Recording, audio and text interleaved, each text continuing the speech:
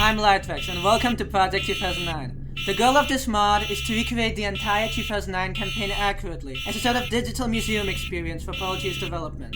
This means that we did a lot of research and tried to recreate everything exactly the way it looked like, without trying to improve anything or make it look better. These commentary notes will provide more context on the things we figured out along the way, and explain why it's different from what you might expect. There's a lot of them and they're long, so if you want to turn them off, you can do so at any time by starting a new game. This is a mod we've been researching and working on for the last 4 years, and a lot has happened in that time. Working on it had become a part of our lives, and we met many people along the way. I'm glad to finally get it out, and I hope you like it. There were quite a few different intros drafted for Portal 2, the most infamous of which being what is dubbed as the test intro. A test video made in Maya where the player would be awoken in a relaxation vault and taken by a vac tube through the vast backstage of Aperture Science, eventually leading to the relaxation vault from the original Portal. While we know the test intro was used in-game for a time thanks to the presence of an entity whose sole purpose is to play a video on the player's screen, we have more evidence to suggest that the November era of 2009 used a motel, much like the final game. Developer interviews reveal that the motel room in the final game originally contained a mirror in it, to show players that they weren't Chell. This immediately created a time frame of development we weren't aware of, in which Mel had to have existed alongside the motel, which made the decision fairly easy as to what intro we had to depict. We were especially glad to not have to remake the insanely intricate and frankly confusing test intro. Over the course of Project 2009's developer commentary, you may hear us refer to many strange terms or names you aren't quite familiar with. We will be assuming that you have a basic understanding of source engine terminology, like instances or vscripts for example, or that you are at least capable of researching these terms. But there's a lot that the Portal 2 beta scene use, some of which you won't be able to find meanings for. As a preface, this node will aim to go over some of the most common phrases you might hear us say. Prehub refers to the section of the game before you reach GLaDOS, and is an official designation used by Valve internally. We informally refer to the sections after GLaDOS as the post-hub segment to match with this. The Final Hours of Portal 2 is a digital ebook developed by Jeff Keighley about Portal 2's development, having dozens of screenshots and concept art for us to pick through.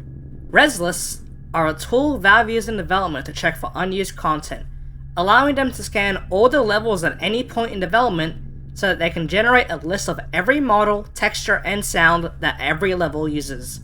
These are output into .lst and .snd files respectively. Portal 2's files has a massive folder containing 644 of these files, counting for 322 levels total. We are very intimately familiar with res lists, having manually filtered through the noise of engine precached assets and developed a tool named ResLab to make these files more readable for humans. Robot Repair is a VR demo that Valve developed for the HTC Vive, which ran on an earlier version of Source 2. In this demo, the player is a technician working at Aperture Science who would try and fail to repair Atlas from the Portal 2 co-op campaign. Notably, this demo contained remnants of a cancelled Half-Life 3 iteration, but more importantly, remnants created by Valve's buggy Source 1 import tools when they imported the entire internal Portal 2 repository to Source 2. A lot of assets were imported incorrectly from their source files, giving us beta textures like an early Ratman arrow scribble and a version of the faceplate sign based on how it looked at E3 2010. These textures surprisingly weren't the highlight, however. Left over in the files was a list of everything that Valve imported to develop Robot Repair, including every file they deleted before release. Critically, this revealed the name of thousands of Portal 2 maps we did not have. These map names would come to serve us as inspiration that we could base levels in the post-hub courses off of. Expect a lot of mentions of Robot Repair and res lists from here on, for they acted as some of our only references of 2009 Portal 2's levels. Valve seemed really intent on further utilizing the relaxation vault concept early in Portal 2's development. In the video of F-Stop's intro at GDC 2011, a sequence would play out where a lovely, picturesque island scene revealed itself to be fake, before trapping the player in a relaxation vault that would then deliver them to testing. This idea stuck with the Portal 2 team even once the F-Stop premise was cancelled. As in the final game, the table in the relaxation vault tries to attach itself to a missing lift entity. Given the fact that the cables below the relaxation vault from their first Portal were cut, it was pretty easy to work out that Valve's original vision for the intro of Portal 2 was that the relaxation vault would rise into place. For Portal 2 Project 2009, midway through our development, we switched from a Source SDK 2013 base to a Portal 2 source mod base. This made the game a lot more stable, however, it introduced a lot more accuracy problems, as the game now felt more like Portal 2 retail rather than Portal 1. To remedy these new problems, I developed a server plugin that would attach itself to the game at launch and manually alter how the game worked to give us more control over how the game felt, leading to a number of welcome ports from Portal 1 and restorations from 2009 that we found during our research. One of my personal favorite changes we made with this was bringing back the Portal 1 throwing mechanic. Go ahead and try it out by clicking when holding the cube.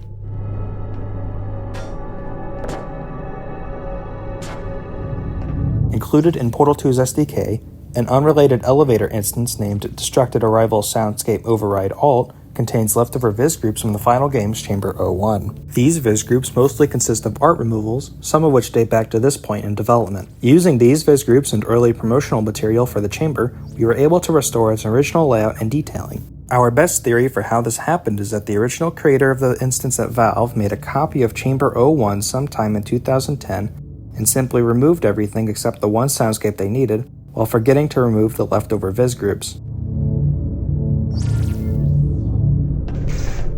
Just like the final game, the portal gun pedestal was broken, and approaching it causes the floor to collapse, sending you plummeting into the backstage of Aperture Science. We can be certain this sequence existed as far back as 2009 thanks to a whiteboard sketch posted by Josh Weir, lead developer of Portal 2. It depicts a broken chamber floor that will drop the player into what Valve at first dubbed the gallery. The diorama is a sequence Valve made to try to preserve some of the history they came up with for Aperture during the development of f-stop. According to Josh Weir, the idea was that it would play out a bit like a theme park ride, even including a whole song about Aperture's history. We had 2 screenshots to go off of for this area. However, we also had a third, very low-resolution screenshot from the GDC talk that showed a 2010 version when they moved the screenshot to their newly formed Old Aperture section.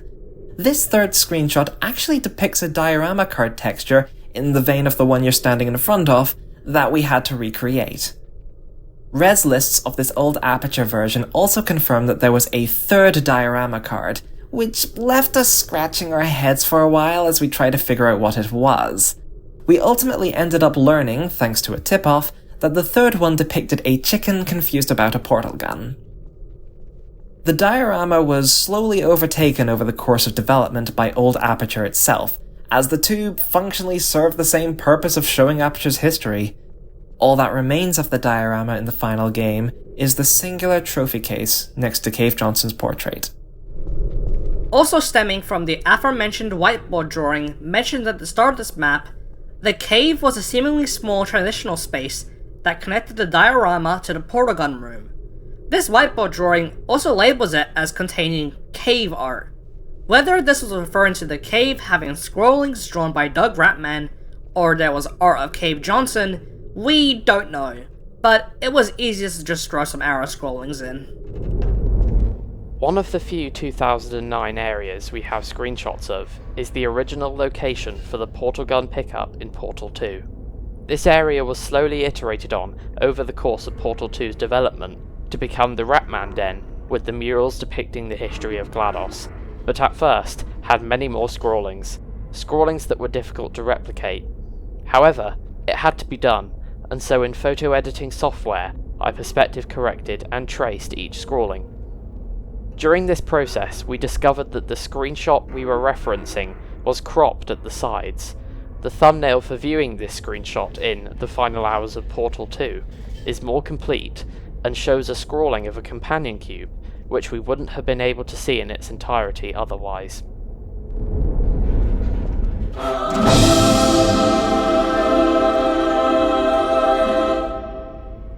In the retail version of this map, we were perplexed to discover a saucepan physics prop hidden under the floor. This prop had seemingly been placed before the floors turned into displacement terrain, and thus was buried and forgotten about. Initially, we believed that this was a remnant from 2009, but upon closer inspection of the screenshot of this room from The Final Hours of Portal 2, we could not find the saucepan. We believe it was added to the game sometime after the screenshot was taken. Multiple pieces of concept art depict a very destroyed version of Chamber 3 from the original Portal, and if you look closely, you can notice that these images are actually paintovers of in-game screenshots. And eagle-eyed researchers have noticed that the observation room window has multiple panes of glass actually removed, which led us to believe that, much like in the final game, you were always intended to enter this chamber from its observation room. When we first recreated this room, we decided to keep the original layout from Portal 1. However, playtesting quickly revealed why Valve chose to redesign this room. With the original layout, you only had to place one portal to beat it, and some playtesters were even getting confused on which direction to go, despite the marked exit sign. Ultimately, we decided to just reuse the final game's layout, but widening its ladder hallway to match leftover geometry found within the map. Portal 2's own developer commentary confirms that the joke of smooth jazz was one of the first added to the game, but it didn't actually use the smooth jazz that you hear in the final game. The original smooth jazz track that Valve utilized was a snippet of Together Again by Dave Koz. It was actually what we used at first. We even have the direct snippet Valve used, as it's left over in the files of Robot Repair.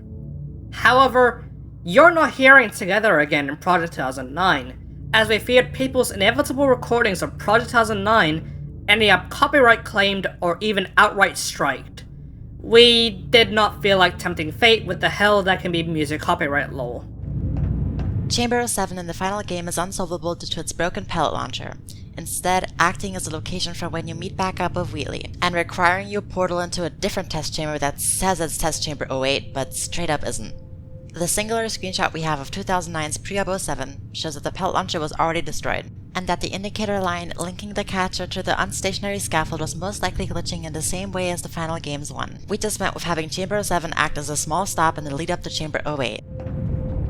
A cold hard fact we know about Test Chamber 08 was that the entire thing was tilted. The Robot Repair file listing says that 08 was created and then a tilted version was made. To what degree Chamber 08 was tilted, we don't know, but we decided that it couldn't have been too extreme. Chamber 09 was one of the surprising few Prehub levels that we actually had a res list for, named sp_intro_08.lst. Despite the numeric difference, we can confirm that this was the same level as it contained the model for Test Chamber 09's sign. Something rather shocking we learned from this resource listing was that Valve actually maintained continuity with the first Portal game, as this level did not load the intact version of the cube dropper hatch, meaning it started already destroyed. If you recall, Chell utilizes this cube dropper in Portal 1 during the escape sequence, wherein, upon landing on it, the hatch bursts open. While Portal 2's final version naturally drifts away from having little continuity details like these as more and more people worked on the game, it's a pleasant surprise to see that the Portal 2 team planned for it to even begin with. This very specific corner has quite the reputation within the development team for P2009. A screenshot of it was taken and utilized for paintovers when Valve was beginning to work out the finer details of the dilapidated look of Aperture Science. One of these base screenshots was, in fact, depicting this very corner within Chamber 09, which meant that it was necessary for us to recreate it in Project 2009. This responsibility fell to me in particular. What I thought would be a simple process was something that proceeded to take over about 3 years of my life, for its simplistic nature held many complex nuances that needed to be matched exactly. From the very shape of the ceiling hole to ensure the orange lighting cast into the test chamber with the correct form, to the coloration, intensity, and angle of the nearby observation room's lighting, there was much blood, sweat, and yes, even tears that went into recreating this single, incredibly uninteresting corner. While I eventually managed to pull through, thanks to the discovery that Chamber 09 partly reused the Chamber 01 ceiling destruction, this specific level has the most tracked versions out of any in our internal repository, being the only level that was carried through our development reboot when we switched from SDK 2013 to Portal 2's engine. Much like the last chamber, this map is another one of the few Prehub levels that we actually have a resource listing for, in the form of the res list SP Intro 07. Despite seemingly coming before Chamber 9, we were able to confirm that this is in fact Chamber 10 from Portal 1, due to the presence of its respective sign at the start. One unique thing about this map in particular is the shocking amount of unique foliage assets that appear, mostly taken from Half-Life 2, something that isn't commonly found in really any Prehub media that we have, with most of them only having a single fern here or there. Due to this, we came to the conclusion that Valve originally intended for the chambers to become progressively overgrown as you proceeded through them, culminating at the last 3. A screenshot of Prehub 10's exit shows nearly the entire dirty metal wall set that was used in 2009, but surprisingly, there seems to be a missing variant. The texture used to depict 64-unit wide tiles lacks a dirty version, instead using the base clean version. This can be seen in earlier screenshots of other chambers, such as earlier versions of Chamber 12, indicating a dirty version of this texture may not have existed at this time. For those who have played Portal 1, you might be wondering where Chamber 11, the dual portal device introduction, went. Originally, we did include a beat-up version of the chamber, however, it was later removed due to evidence arguing against its existence. In Portal 2, the chamber did not appear anywhere in the final game, nor did it show up in any concept art. Additionally, in the instances folder containing the Prehub chambers, Chamber 11 could not be found.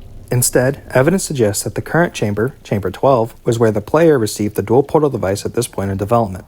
In all the screenshots and concept art of the chamber, the starting area has a strong Ratman presence, with many of the screenshots showing arrows leading down into the first fling pit, and a quick doodle of a portal gun on the wall is visible in the oldest piece of concept art, which drove us to come to the conclusion that you originally received the dual portal device here. This chamber went through a lot of iterations because there was a lot of debate about how you were meant to escape it.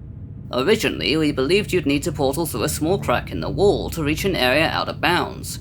We tried many things to get this to work, such as adding lights, making the light flash, adding sounds and sparks, but no matter what we did, the main chamber was just too visually complex for playtesters to notice. So we ended up moving the solution to escaping into the chamber itself. After leaving the overgrown section of Portal 2, Valve needed to connect the old Portal 1 chambers to the destroyed GLaDOS chamber.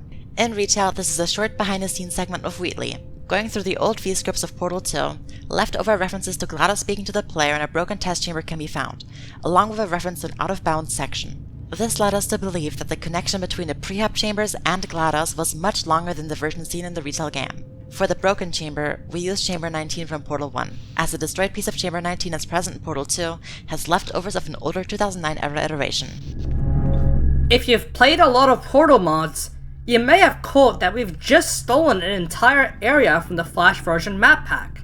Why is that? Well, it's because Valve would do this too. A screenshot of the pre-GLaDOS hallway reveals that the door you emerge from here was made inset, which wasn't the case in Portal 1. We suspected that the door was one you emerged from, but if that's the case, it should be using the door prop, which it clearly wasn't, due to the lack of a door handle. When trying to rationalize why, a conclusion was reached. Even after Valve finished Portal Still Alive, which had levels based on the TFV map pack, Rubber Repair reveals they pulled the original TFV maps all the way into Portal 2's repository. The Flash version map pack has a sliding door appear in its escape sequence, which ended up being a one-to-one perfect match with the screenshot. We used this information to also toss in the preceding TFV area, as it sounded like a rational shortcut that Valve would have taken. We will be talking about Still Alive in more depth later. This area is the titular room of Portal 2's Core Hub era, being what we presume was the place you return to after each course to deposit a personality core. The reason why it went here, rather than somewhere inside GLaDOS' chamber, was two reasons. One, the Portal 2 team extended the office hallway past where there was a wall in the first portal for seemingly no reason. Two, a leftover trigger as you approach GLaDOS' hallway tries to close a world portal door that no longer exists as of the final map. Combining these two facts, it just seemed like the most logical conclusion to place the Core Hub here. Visible in the screenshot of the Core Hub is a still of this video playing on the monitors. The file for this video still exists in the final game, a vertical variant of which can be seen playing in some elevator rooms. But sometime after 2009, Valve's artist overhauled the color palette into a fittingly modern Aperture-esque minimalist blue and white. Mercifully for us, one concept piece of Portal 2's box art prominently featured a frame of the 2009 version with its original colouring intact. So with the original colour palette on our hands, all that was left to do was recolour the video. Or at least, we would have, if the video file wasn't 640 by 400 pixels and heavily compressed to save on disk space.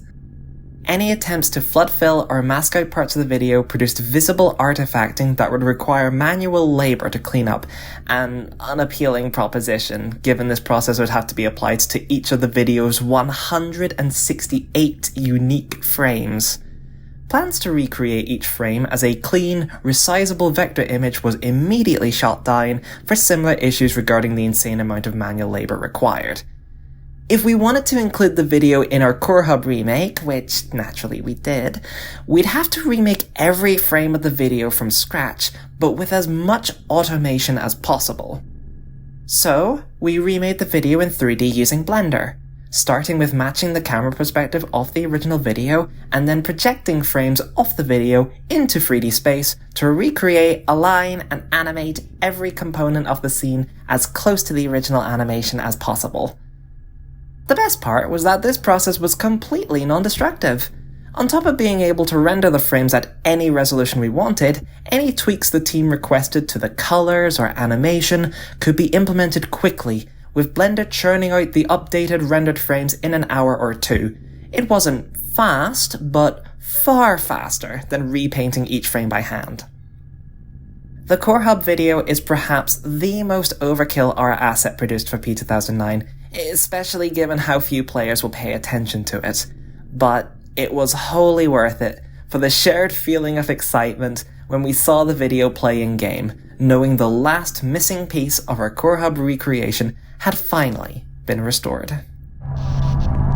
If you've been following research on Portal 2's cut content ever since the major push to delve into the 2009 iteration of the game, you'd be shocked to find that we only feature 5 total courses in Project 2009, despite it being well established that this version of the game had 6 cores for 6 courses.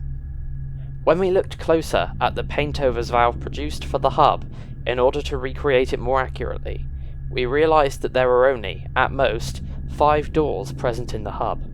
This 6-course figure appears to have been an idealised goal rather than the amount actually created. Given that one of the planned courses was potentially going to be dedicated to the pneumatic diversity vent, a testing element that Valve did not seem to do much with beyond the chambers shown off in the 2010 E3 demonstration, this was ultimately the most faithful move to make. The first chamber of the laser course is the level that we affectionately refer to as single laser. We have tons upon tons of screenshots of it, and it was used for a lot of press demos in 2010. And even features in the Portal 2 teaser trailer, as the room that begins reconstructing itself into dual lasers. Due to its simplicity and stylistic similarities to the rest of the post-hub chambers that you'll see later, we knew very early on that it was almost certainly a perfect fit. A screenshot of 2009 dual lasers features in a multiplayer test screenshot shown at GDC 2011. This screenshot is erroneously labeled as being of the cut football game mode, but visible in the image, however, is an incredibly primitive design of the redirection cube, and it truly embodies the definition of placeholder art, focused more on getting the idea across rather than being a design to be finalized. We have lovingly recreated this placeholder model for you to now stare at. Enjoy! Yes, get your jokes out of the way. It's the funny crazy How chamber. The entities in Triple Laser all have a strange consistent phenomenon in which there's constant reference to this being a new version of the test chamber, except for one mention of an old laser. We still don't know for sure what this means. However, 2 possibilities emerge. Either Triple Laser was going to be styled like a reconstructing level, where it was split in half between destroyed and clean, or that there was a version of Triple Laser so bad that Valve did their best to completely obliterate it. We don't have anything leaning towards either theory. However, we have seen a whiteboard sketch dedicated to the laser course, where, faintly visible in the corner, was a fragment of Triple Laser's layout, which is an additional bit of confirmation that the level existed this far back. In the robot repair map listing, there exists a peculiar folder dedicated to the map you are currently playing a recreation of, P2 Lab Lasers 1. The folder contains the aforementioned map alongside various simple map names like Arms and Relays and Triple Laser. This is actually evidence of the original map using a rarely mentioned hammer feature called manifests. Manifests are more or less parts of a map split into smaller files, which are all located inside a folder named after the main map. These parts of the map can be checked in and out like books at a library by Valve, allowing a single map to be worked on simultaneously by multiple people. The feature was only ever used during Portal 2's development for the laser course, used to work on each puzzle separately. For example, the chamber you are currently in was the manifest Raised Stairs. After Valve scrapped the courses, each chamber was put into its own map, eliminating the need for manifests. While we didn't replicate the original test intro, it still showed us many valuable sights. Like for instance, the player going through this chamber inside of the vac tube, which revealed to us two major things. Firstly, Valve had changed the unstationary scaffold to use a much bigger platform model compared to its Portal 1 iteration. And secondly, the cube dropper region used to be a lot lower than in the final game, requiring the player to portal up to the scaffold. This adds an extra step of complexity to the puzzle involving portal management, which may be why it was cut. This level would retroactively be made into Portal 2's obligatory companion cube chamber, but more significantly, the lift platform used to be in a different spot, and was promptly moved over by Valve to make the bespoke panel animation they eventually added more obvious. The geometry for the original piston pit was never removed though, which made this a quick and easy restoration. Laser relays are a curious case when it comes to their 2009 appearance. While we had photographic proof that laser emitters and catchers use scaled-down pellet launcher and catcher models, we had no clue how at first Valve would have depicted relays. That was until we came across two very interesting res lists, mp_coop_laser_3.lst and mp_coop_laser_bypass.lst. These two levels had the fascinating anomaly of loading both the final laser emitter model and the pellet launcher. What gives? The answer was simple. It had to mean that Valve also used pellet launchers on prototyping relays, so that's how we decided to depict them. For some additional flair, we also made them spin upon activation, as the final relay models similarly spin upon activation. Look at them go.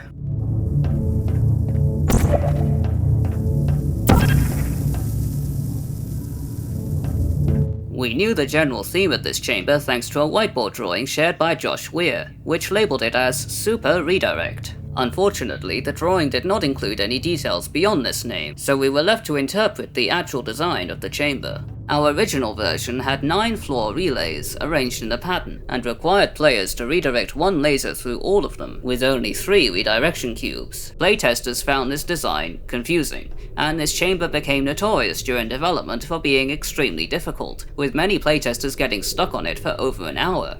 Needless to say, it was as painful for us to watch as it was for them to play, and we ended up reworking the chamber several times before it became the version you see here, which introduces a platform, gives you an extra cube, and reduces the number of laser relays that need to be activated. We've known that the laser course seemed to have a pretty developed escape portion at the end of it thanks to robot repair, but it was incredibly difficult to agree upon what said escape portion entailed. This was until we stumbled upon a really bizarre res list named SP_tube_blockage. Tube blockage had all the hallmarks of a 2009 level, with tons of textures and models used that fit the era, ones that were also used for the post-up design and also the 2009 design for Aperture's backstage. Using this res list, we worked out some potential connections, like the prospect that Valve reused the still alive cube dropper fling due to a breaking cube dropper, and worked it out as an ending sequence for the course, where you would leave the testing track to jump ahead, and find the personality core responsible for it. If you've been paying attention, you may have noticed a strange trend with the derelict test chambers, where they seem to suddenly swap to a different texture palette, evoking Portal 1's design. We believe this may have been a conscious decision on Valve's part, as an entire new set of wall textures was made based on an unused Portal 1 wall texture called Gradient 00. The floor and ceiling textures from Portal 1 were even given slight modifications in Portal 2, which further lends credence to the new texture palette. We have debated as to whether or not the whole game at some point used to use this set, but given we're recreating the final months of 2009, both interpretations could lean true, with these derelict chambers simply having not gotten updated yet. Longtime fans of the Portal 2 beta seed may be shocked to find that we don't have the Morgan Freeman sphere at the end of the laser course. This was not a mistake. When compiling the evidence for what personality cores would have featured in 2009, we realized that Morgan had a much better place elsewhere in the game, freeing up the laser course to depict a defenseless curiosity sphere from the first game. We chose specifically the curiosity sphere due to the presence of a new folder in Portal 2's files for this sphere. All that exists is a simple "Hi" ripped directly from one of the voice lines from Portal 1. To us, this sounded like Valve had a little sequence of the curiosity sphere responding to the player's presence, which would make sense for the first core that you'd meet. Are you coming back?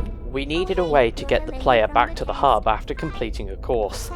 An elevator seemed ridiculous given the sheer horizontal distance travelled, and a vac tube would have required messing with physics, but there was an easy answer sitting in the palm of the player's hands. What if we just used portals? Earlier versions used a simple auto-portal setup, like the ones found in the Relaxation Vault and Beginner Test Chambers, but the spotlight was eventually shone on a weird quirk about the portals in Portal 2. For some reason, Valve added the ability to change their size, being able to freely alter their width and height. There is even a dedicated command for turning the portals from smaller ovals into larger circles called Portal 2 Square Portals.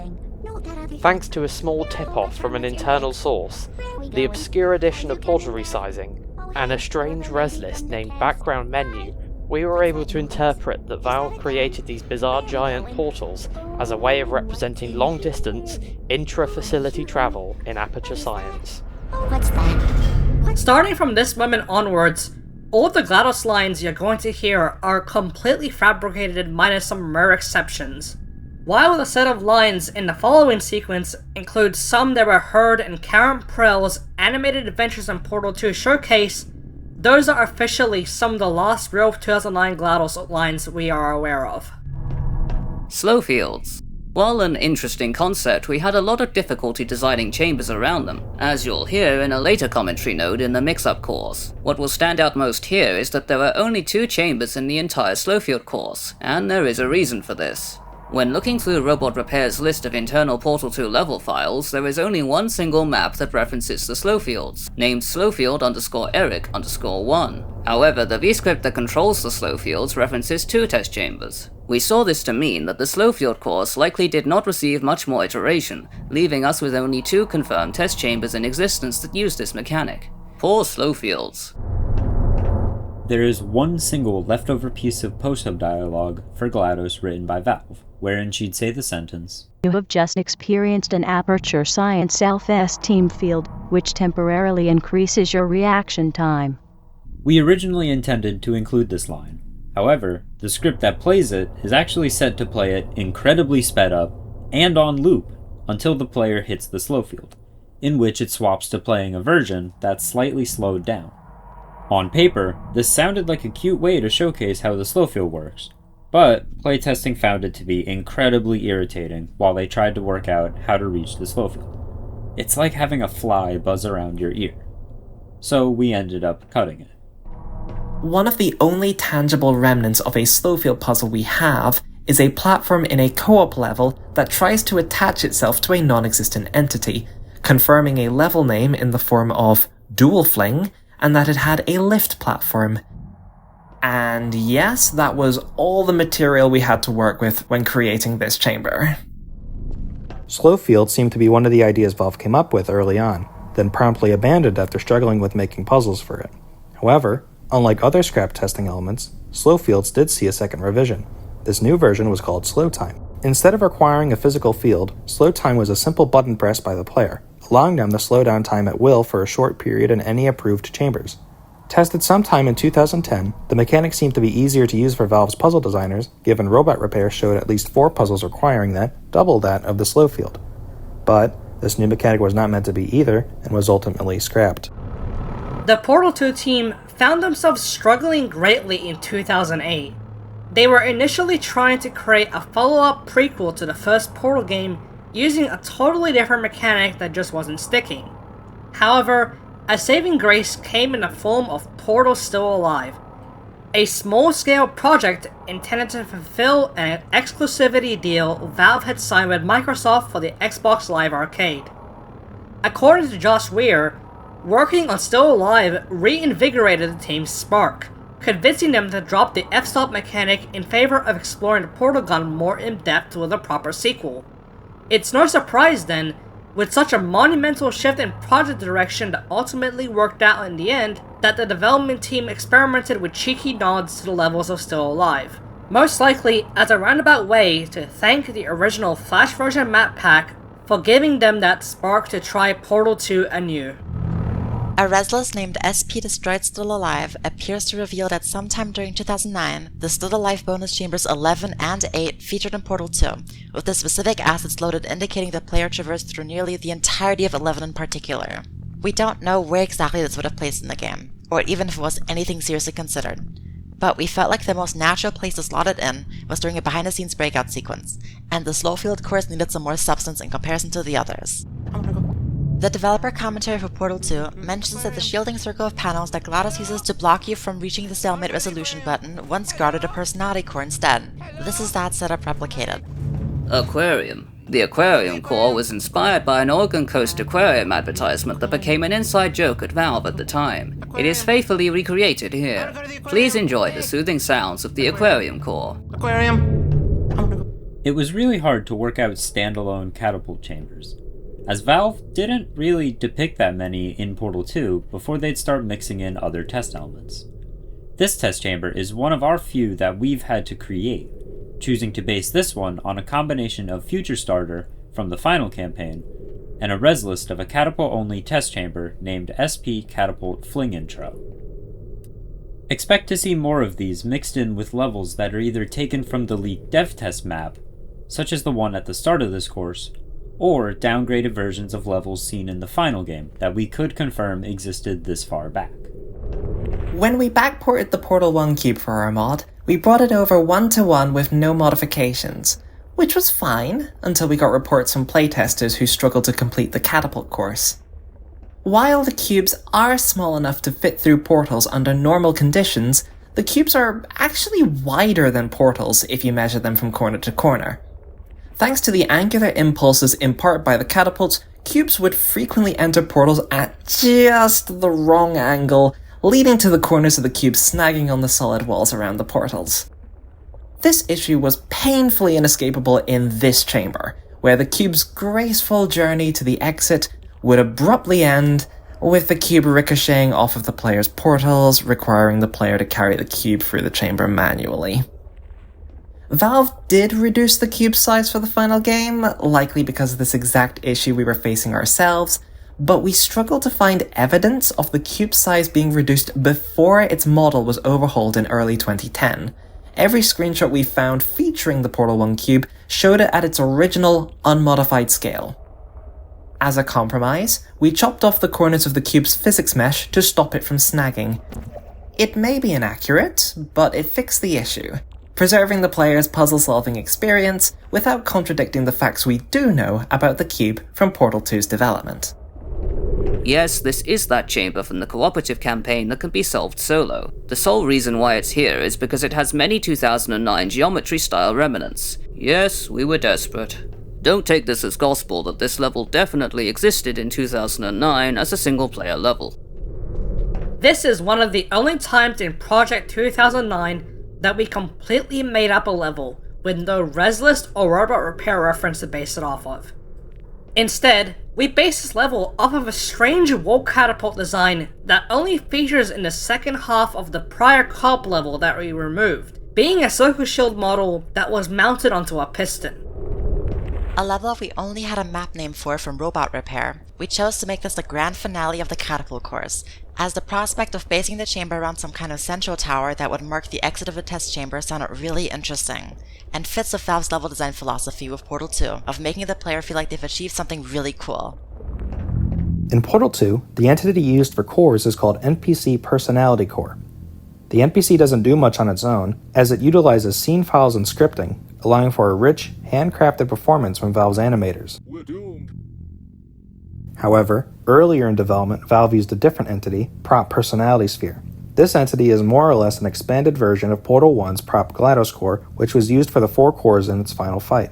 The new entity includes a Richard and Aquarium core type in addition to the 4 core types from Portal 1. These 2 new core types are able to feel pain, comment on the player's actions, and, if given the proper targets, respond dynamically to the environment. During the mod's development, we opted to use the NPC instead, as the prop was left in a bad state in the final game. It was given the newer personality sphere model and stripped of its animations. We decided to try various methods to get the NPC to behave like the prop, such as VScript or the NPC's custom responses.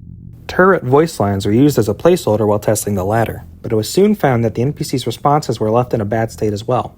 This led to a bug that caused every sphere using this system to repeatedly play turret activation sounds. It sounded something like this.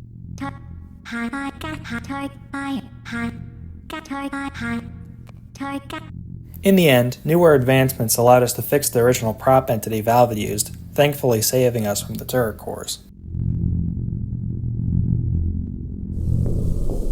The light bridges are a direct evolution of the blue plasma fields first seen in Portal the Flash version. They were adapted into the map pack remake, and then finally ended up in Portal Still Alive with a brand new texture. When it came time to create mechanics for Portal 2, Valve took the blue plasma field and created what they named the projected walls, turning these fields from a stationary blocker to something that the player could place anywhere with their portals. We knew from E3 footage that the bridges used the texture of the blue plasma field from Still Alive, but we never saw what their emitters would have looked like before they received a unique model. Looking back at their Still Alive origins, reusing the model of the fizzler emitters made sense as a placeholder, in the same vein as lasers using pellet models. Valve really wanted to use light bridges in the same way as Still Alive used its blue plasma fields, to the point they developed an entire level dedicated to showing players that it was possible to shoot portals through bridges. They would even record GLaDOS dialogue in 2010 to really make sure players knew. Here's that line. You know, I'm not supposed to do this, but you can shoot something through the blue bridges. We are not a 2010 remake though, so we can't use this line. And we also don't know any of what the level entails beyond the core concept. So this level is the best hypothetical restoration we got. A res-listed level is named SP Climb for LOS, which means to climb for line of sight. This chamber only featured toxic goo and a light bridge, so we decided to make a level that takes advantage of being able to repeatedly shoot your portal in such a way that the light bridge raises you, so that you can eventually gain visibility of other portal surfaces. Another res-list we recreated, SP Angled Bridge. This level also only contained a light bridge and toxic goo. I wonder if you could spot a trend. Because of 2009 still being when Portal 2 was finding its footing, it makes sense that there be levels that were more so experimenting with ideas rather than full-blown puzzles. A good example of this being Shoot Through Bridges. Yet another resless level, this one referred to as SP Turret Islands. This level contains a light bridge, toxic goo, and, hey, turrets and platforms? This level actually loads all of the assets required for the Test Chamber 18 turret setup, and given the name Turret Islands, it made enough sense that this level would likely feature a similar goal of needing to destroy all the turrets before you can reach the exit. Only now, you're using yourself and a light bridge, rather than an energy pellet. While we could be sure thanks to Robot Repair's listing that the Laser, Slowfield, and Catapult courses all had their very own distinct rooms, the same could not be said for the Wall course. There was no wall core room in the list, only a generic core room, presumably used for placeholder reasons. This is why you're seeing a repeat of the Catapult core room, as we figured it was the most fun of the core rooms to play. Being realistic, the generic version was likely something more in the vein of the laser core room. Certain chambers in the final game can leave breadcrumbs behind as to where they were located during this era of development. For instance, the cube in this chamber is named Laser Cube Wall Mixup Start Cube. Now, this is the most overt reference in the final game, but there are others. For example, we have Room 6 Laser in Laser vs. Turrets and Room 8 Laser and Laser Relays for the Laser course, Projector 1 in Bridge Intro and Projector 3 in Bridge the Gap for the Wall course, Projector 1 in Pull the Rug and Projector 3 in Stop the Box for the Mix-Up course. These entities were given names like these by Valve due to courses containing many puzzles in a single map. While these names are helpful for organization, they also allow the entities to be turned off after the player leaves their respective chamber, saving on resources. Slowfield Marathon is one of the first levels recreated for Project 2009, dating back to the very origins of the project. It's based on a file name called SP Catapult Marathon, which was conspicuously placed inside a folder named Requires Slow Time. While that map was intended to be used with the slow time mechanic, we decided to adapt the idea for a Slowfield puzzle instead due to the mechanical similarity. Thus, we designed this puzzle around being a marathon run of catapults that utilized the Slowfield, ensuring players would have the reaction time necessary to pull off some cool feeling moves. Featured very briefly in a lesser-known Portal 2 showcase at Gamescom 2010, what we believe to be titled Catapult course based on a res list is one of the only times we've ever seen a Valve-designed puzzle use an angled light bridge. However, we only saw a partial view of the test chamber. There was very clearly more. What we've designed here is our best interpretation of what the full puzzle might have been. Out of all the mechanics in Project 2009, Slowfield was the most problematic for us in terms of mapping. Compared to other mechanics like lasers or projected walls, we had very little information regarding how Slowfields were intended to be used by Valve, let alone the puzzles that featured them. So, when we needed to fill gaps in the Slowfield and Mixup courses, we had no choice but to come up with our own chambers from scratch. Given the unconventional nature of Slowfield as a mechanic, it took us a lot of trial and error to come up with the puzzles you see here in the final mod. Throughout all that iteration, we figured out two key design principles that helped us to design Slowfield chambers that were satisfying to play. Firstly, make the chamber gimmicky. Slowfield does not fit the slower methodical style of Portal's puzzles. It is, by design, a rule of cool gimmick mechanic that tests the player's reaction time more so than their ability to plan ahead. As a result, the Slowfield chambers we'd built upon the gimmickiness of the mechanic, chambers that primarily force the player to react to oncoming danger, were far more engaging for playtesters and level designers than trying to shove the mechanic into a typical Portal-style puzzle. For example, this chamber started with the core concept of player destroys turrets with lasers while flying through the air. The layout was then carefully crafted to funnel the player towards performing said action, using the extra step of fetching the cube to teach the player the fling maneuver and thus drum up anticipation for the big moment itself. Secondly, the less the player has to do while slowed down, the better. The extra leeway provided by Slowfields ensures players of all skill levels can perform any difficult, time-critical action the chamber throws at them, but the Slowfield does not provide enough leeway for the player to perform more than one action. In the initial draft of this chamber, the Catapult was an angled portal panel, the idea being that the player would use portals to put themselves in an infinite fling loop, using subsequent loops to redirect the laser at the turrets and then fling themselves towards the exit. On paper, it sounded like a perfect gimmick for a Slowfield chamber. In practice, however, the simple act of letting go of the cube and shooting a portal and grabbing the cube, all while in midair under the Slowfield's strict time limit, was too much to pull off, let alone difficult to indicate as the intended puzzle solution. So, we streamlined the fling, replacing the portal surface with a catapult, allowing players to focus primarily on placing a portal or redirecting the laser, as well as giving them plenty of time to appreciate the fruits of their turret slaughter. Sphere Peak is a strange level, in that we're always finding new things about its old iterations. One of the most peculiar finds was an indicator line facing out of bounds, that is intended to be on the cube dropper. The only way that sense could be made of this indicator line was if the entire region with the dropper and laser was rotated 180 degrees, which is what you're seeing now. It kind of looks disgusting, but frankly, we've seen worse in 2009 Portal 2. This is one of many maps with the design taken straight from the final game, but with one notable omission.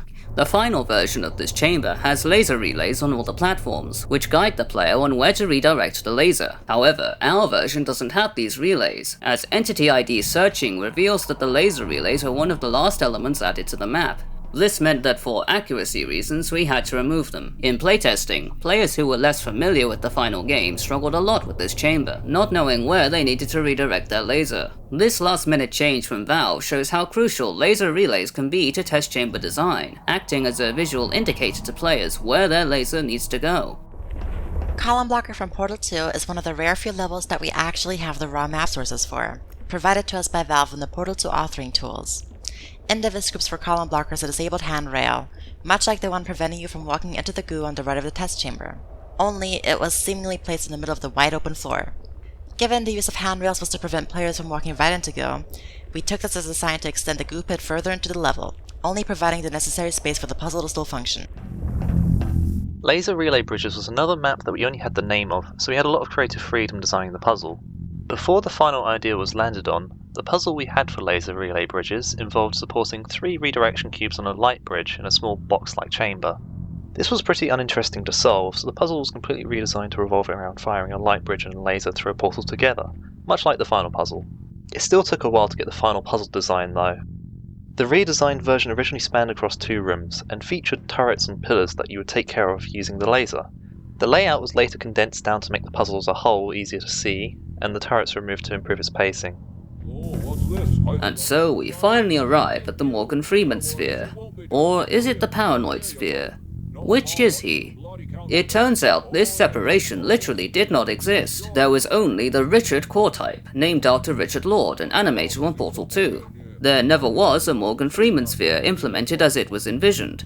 The Richard sphere was effectively the Paranoid sphere up until they started experimenting with giving the player a companion throughout the entire intro. He may not be the same as the GDC footage, which utilized a Portal 1 core model, but this is him alright. Enjoy seeing how he reacts to the world around him. When you plug the final core in, the game will suddenly fade to black with an end of playtest screen, before playing smooth jazz and popping up an exit image. This is the exact descriptor Josh Weir gives in A Profound Waste of Time issue number 4, of how the Portal 2 Overwatch demo ended. What exactly an Overwatch demo entails is effectively an internal showcase to Valve's Overwatch, a group of higher-ups which tend to determine the wider company's interest in if a project should be developed further. Unfortunately, there was no full ending for 2009 Portal 2 planned, and there likely never was beyond a vague notion like GLaDOS would have let you leave Aperture after you helped rebuild her. Shortly after October 2009, Wheatley was introduced to the game, and the story began to shift and change to accommodate for its presence, officially marking the end of the Core Hub era, and, with that, the end of Project 2009's recreated campaign. We at Inquiry Software thank you for playing Project 2009. We hope you had fun, and we hope you learned something new today. It's over. Glad you came to your senses. Phew. Oh, this is much better.